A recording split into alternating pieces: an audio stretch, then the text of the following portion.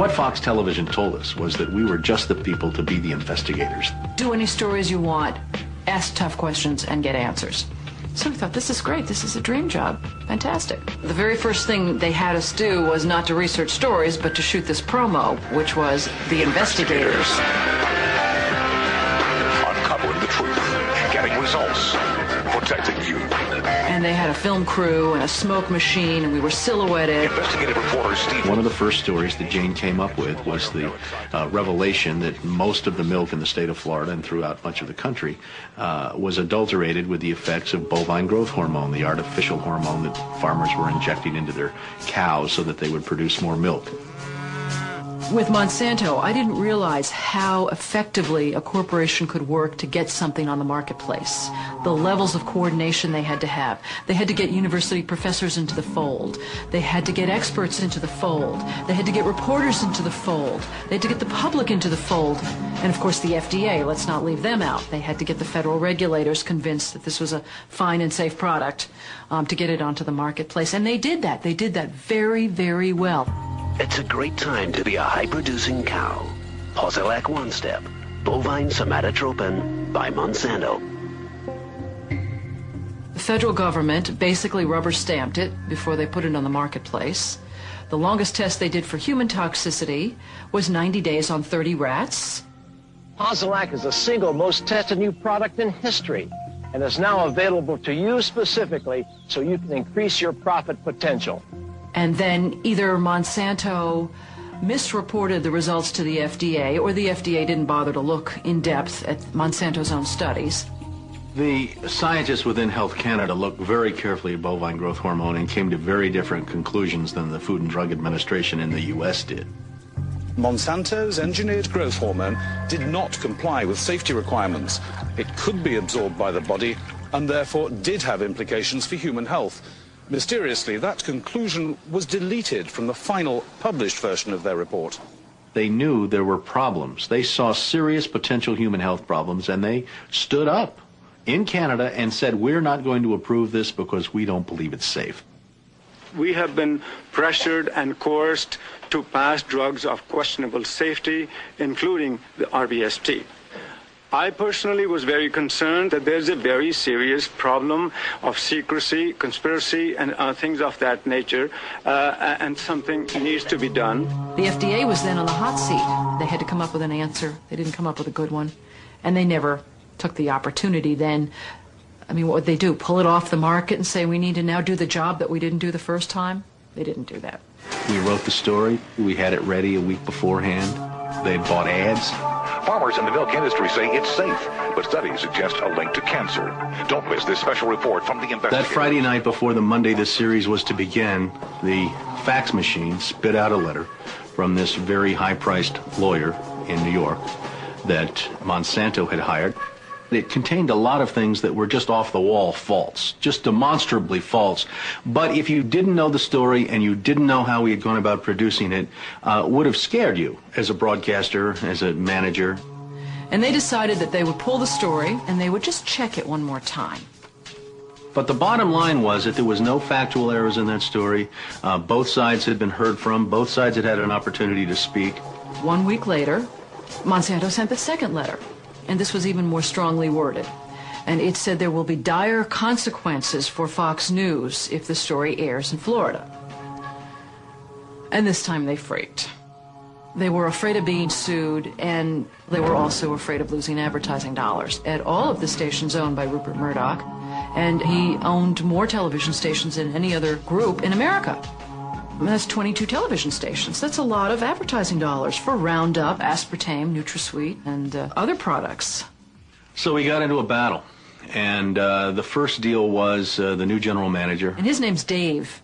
And Dave is a salesman, and, you know, he'd pump your hand. How you doing? How you doing? Called us upstairs to his office, and he said, what would you say if I killed this piece? What if it never ran? And we said, well, you know, we wouldn't be very happy about that. And he said, well, I could kill it, you know. And we said, yes, of course, you're the manager. You could kill it. It would never air. And he's hemming and he's hawing and he's back and he's forth. And we couldn't figure out, what is this all about? And finally he blurted out, look, would you tell anybody? You know, I said, I'm not going to lie for you.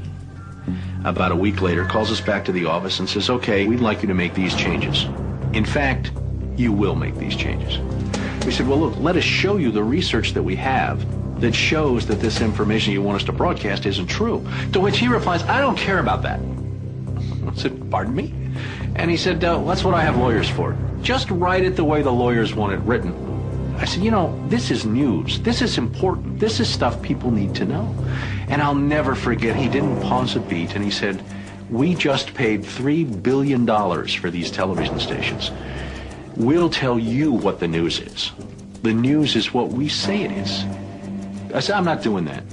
And he said, well, he said, if you refuse to present this story the way we think it should be presented, you'll be fired for insubordination.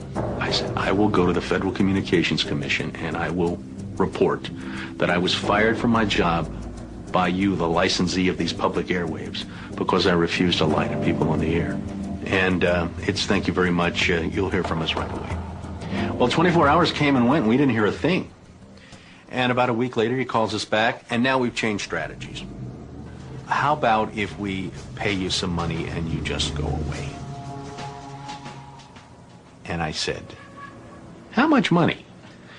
Because, you know, when somebody offers to bribe you like that, I always want to know if it might be worth it. He was going to offer us the rest of our year's salary if we agreed not to talk about what Monsanto had done, to not talk about the Fox corporate response in suppressing the story, and to not talk about the story.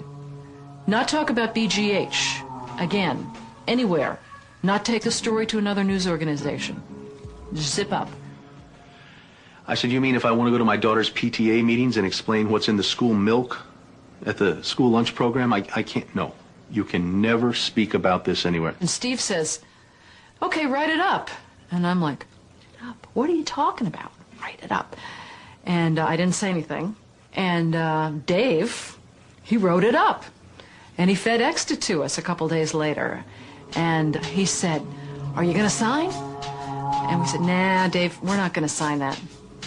And he said, well, send it back, okay? I said, no, Dave, we're not going to send that back. It was, okay, we can't buy you out. We can't shut you up.